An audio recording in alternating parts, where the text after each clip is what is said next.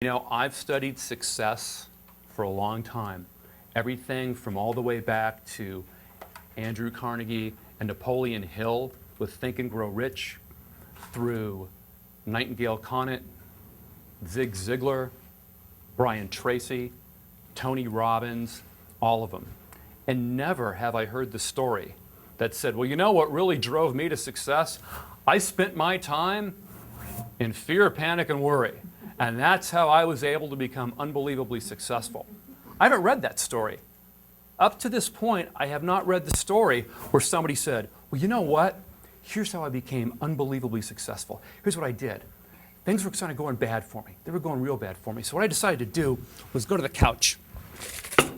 And I got on the couch, and as I laid on the couch with some cookies and a half-drink bottle of vodka and some chips, and I laid there and I said, God, you know, I'm actually afraid that this government bailout's not going to work.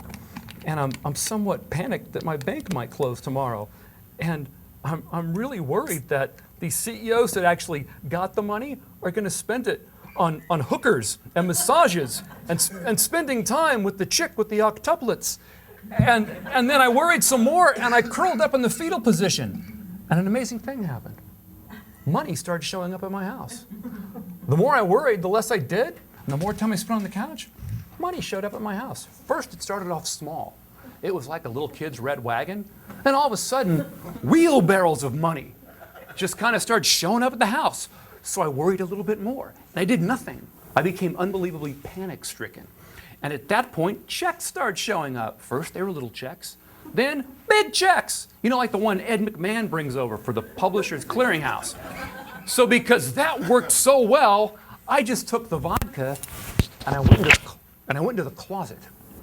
And I worried some more. And my books just wrote themselves.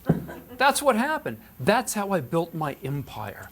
I built my empire by sitting there waiting for somebody else to do something to make me feel better, for somebody else to make me successful. And my first book came out. You might remember it. It was called Fear Your Way to Financial Freedom. It became a bestseller. And I waited, and somebody wrote another book for me. It was Panic Your Way into Profits.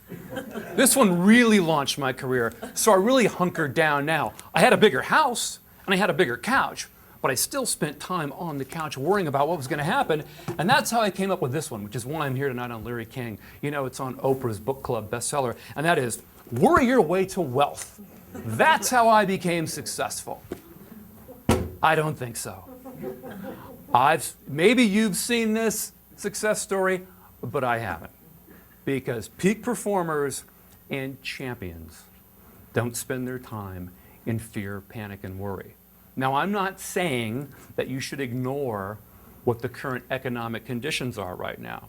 I'm not saying you should stand there and say, it's okay, my 401 became a 201, then it became a 101, but it's all okay. It's all okay. I'm going to be okay. What I'm saying is you have to be realistic.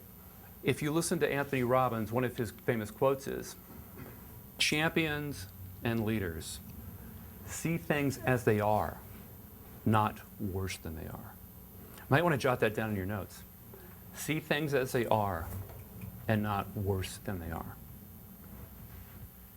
Because what happens is you start creating these images in your mind. And even if it doesn't happen, your body thinks it does.